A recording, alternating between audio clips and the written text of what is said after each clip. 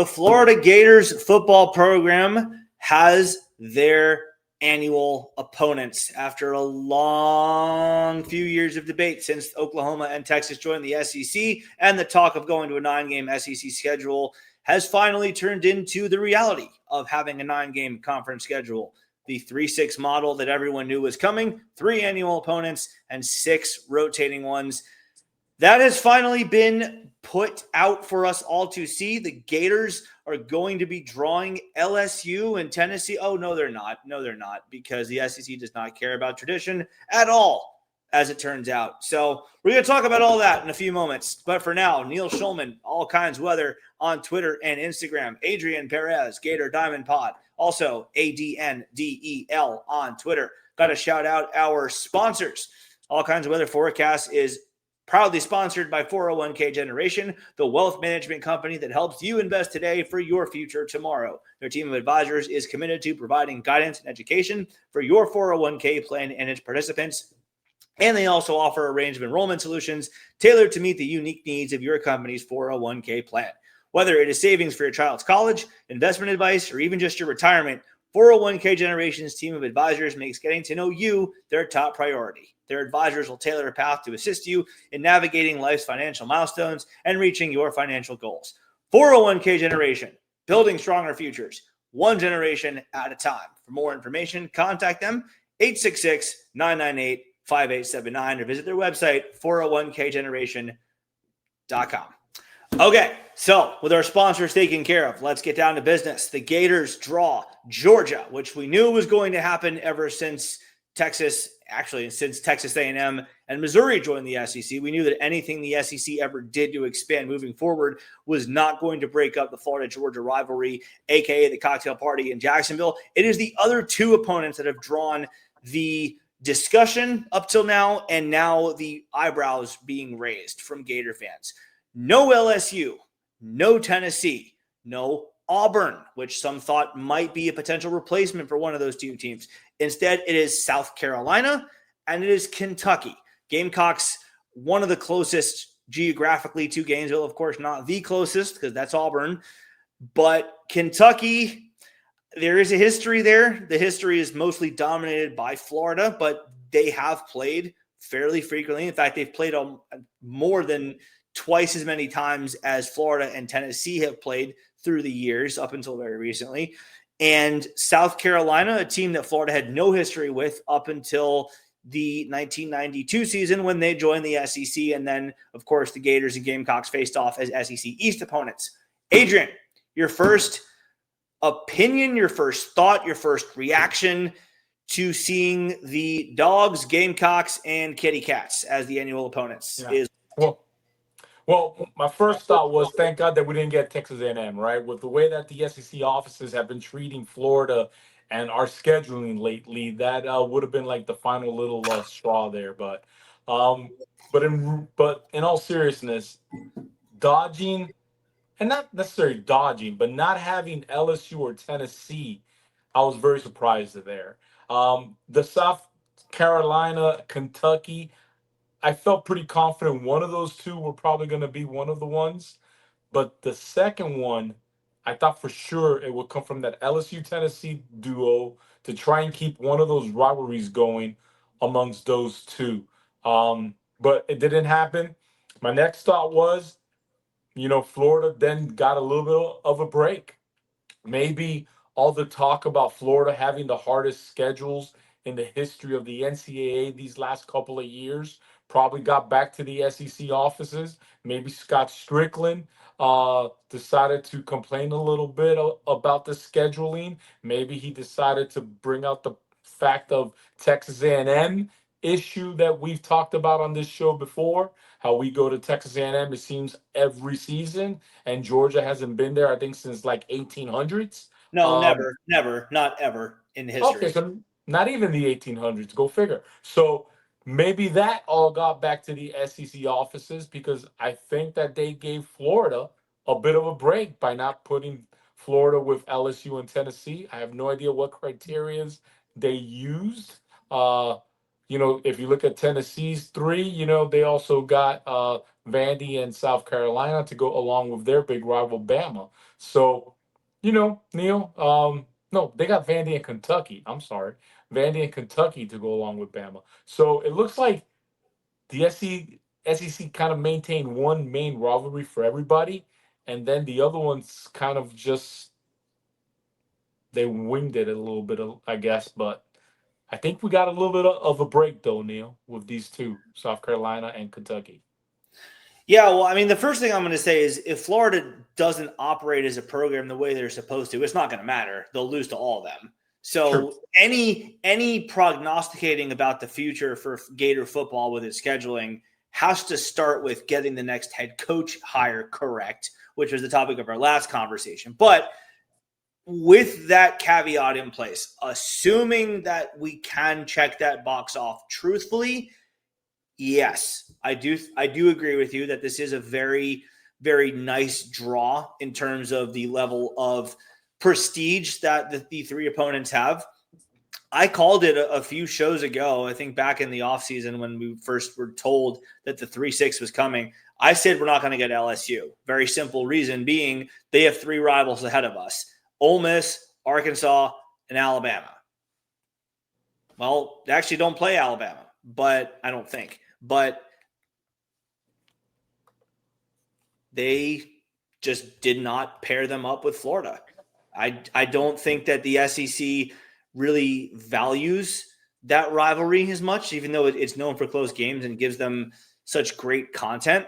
That they instead chose to go with Texas A&M, who LSU does have another decent history with. But the other thing about, and really the main thing about this 3-6 scheduling that people aren't understanding, I think, is if Florida is good as a program, if Florida does what it's supposed to do as a program, don't you worry. You'll see LSU again. You'll see Auburn again. You'll see Tennessee again in Atlanta in the college football playoff. You'll still get those big, meaningful rivalry games with those programs if both schools do what they're supposed to do. And if they don't, let's say Florida holds up their end of the bargain, but LSU and Tennessee fall off a cliff, well, then you'll create new rivalries, maybe because you're going to play every team twice in 4 years. So maybe Florida and Oklahoma begin having these Florida LSU-esque type of close games that go back and forth. Maybe that develops into a new rivalry. They've already played for a national championship. There is some history there. Maybe after, 4 or 5 of these rotations in 15, 20 years or so, Florida and Oklahoma will have played 8, 9 times-ish, 7, 8, 9, 10 times or so. And they're all one-score games that go back and forth. And the fans start getting into it with each other, and they're hyper, hyper hyped, if that's even a word. They're super psyched up for this game because they know it's going to bring them more good memories and exciting ball games. So you'll create new rivalries with the other teams in the SEC. That's the point of this. And oh, by the way, you'll still see Tennessee and LSU and Auburn every other year. Having said all of that, yes, I do think that this is a bit of a disgrace that Florida loses Tennessee and LSU, but I don't blame the SEC for this in terms of what they did with the scheduling. I blame them for accepting Missouri and Texas A&M back in 2012, which started this whole mess. Because then you got to 14. That's just a weird number. They may do with it for a decade or so, having 2 divisions of 7, but that wasn't going to last. That wasn't ever sustainable. So then they went to 16, which is a nice, easily divisible number.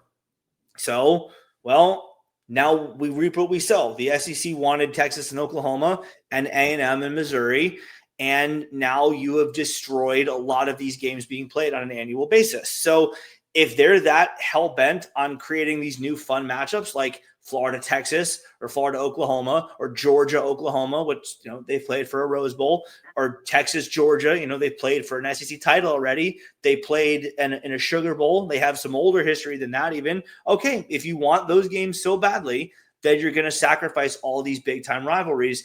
And the SEC decided, well, the ends justify the means here. We're going to do exactly that. And, well, here you go. Florida's going to lose Tennessee. You're going to lose LSU. and they're going to continue to not play Auburn on a yearly basis. Auburn, of course, was Florida's co-original SEC rival along with Georgia going all the way back. So that's what this looks like for the next 4 years. Adrian, the question I have for you is, do you think that any other SEC program really got screwed with this, or do you think the SEC, for the most part, got it right? Because I kind of go either way on this. I had a look at all of the teams' schedules, and I don't think nobody really got screwed on it. I mean, you could say that some teams got two fairly hard teams compared to maybe a Florida with a South Carolina, because South Carolina is somewhat inconsistent as far as how good they've been. Heck, some people would say Florida's been inconsistent like that for the last 15 years. Maybe some people are happy to see Florida on their schedule nowadays. I don't doubt it. So you never know, right? But no one got like Bama, Texas, and Georgia.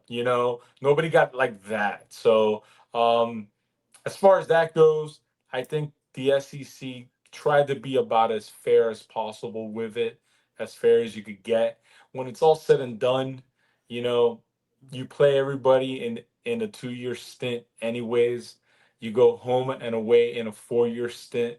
So I still say, and I mentioned it in one of our shows back, that I still think that these rivalries that we've had, I think are still going to be somewhat there, because you're going to see them at least every 2 years, which is, I think, will be enough to give you the taste of a rivalry. You see Tennessee every 2 years, you're still going to have that rivalry with Tennessee.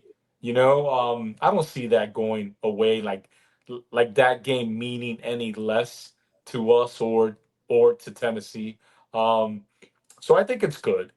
I like the schedule. I'm excited about it. I like the fact that you get a home and home with every team in the SEC in a 4 year stretch. I really enjoy that.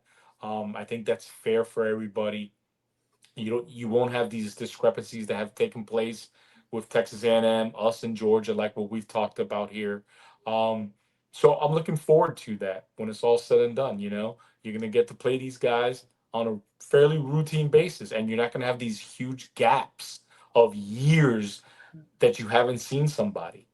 So that's gone, and I like So I that. actually, I actually did notice that there are two teams that drew the exact same opponents, Hmm. and I think they got screwed. And it's not Auburn. I mean, the talking point was, well, you can't give Auburn the Gators because you already are going to give them Georgia and Alabama, so you can't give them Florida, Alabama, and Georgia. To which my Correct. response is, well, have you seen Alabama recently? But it's not them. It's not Auburn. How about Arkansas? And how about Texas A&M both drawing Missouri, LSU, and Texas? That could be brutal. If LSU continues at this trajectory that they're on right now with recruiting, if nothing else, that's going to be brutal to get them every single year. And Texas, which we know is already currently a machine. So other than that, I don't think anyone especially got a particularly difficult draw. Maybe you could say that Kentucky got a little shafted by getting Florida, Tennessee, both of which have owned them historically. Not that Florida or Tennessee are world beaters right now, but Tennessee is clearly a fringe playoff team after having gone last year, and Florida just beats Kentucky the last, the Billy Napier tenure aside. Florida has beaten Kentucky like a drum for the better part of the last 40 years. So they could be going, oh my God, seriously, both of them? Because Tennessee ran off like 20 something in a row against them too. So maybe they could Yeah. have a gripe. But aside from that, I think the SEC got this right. And I don't say that very often, but I think for the most part, they did about as well as they possibly could have, knowing that some rivalries were going to have to get broken up. So we will see how it plays out. We will see how these teams do and hold up their end of the bargain. I mean, for all we know, Alabama just completely falls off a cliff under Kalen DeBoer, like even more so than we think they're in the middle of doing. Like they could potentially go 3-9 next year, and that completely shakes all this up. And now Auburn has a cupcake on their schedule. We don't know. We have to see how that works out. But until next time, y'all, go Gators. I think the draw is as favorable as it could be.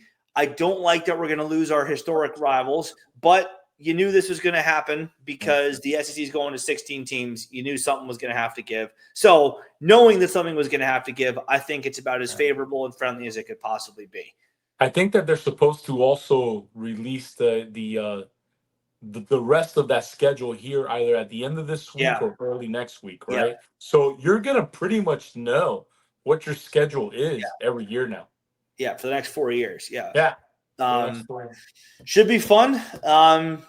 Should be exciting. And I guess, again, it all goes back to Florida having to do their own jobs as a program, just be a serious football program. And this all gets a lot more exciting because having talked about what we talked about with the Miami game recap and the LSU game recap, even this program isn't fun, but it does give us something to look forward to should the Gators get serious as a program and get the next coaching hire correct. So until then, y'all, Neil Shulman signing off along with Adrian Perez. Be on the lookout for a new model show with Dustin. That model is currently batting better than 2 out of 3, so 67.2%. Good enough to make you money as a professional gambler if you choose to go that route by simply following the model, the CFB Forecaster on Patreon, patreon.com/CFB Forecaster. Until next time, y'all, go Gators. Hopefully we have some more sunny weather to report on, but until then, in all kinds of weather, we'll all stick together for FLORIDA. Go Gators.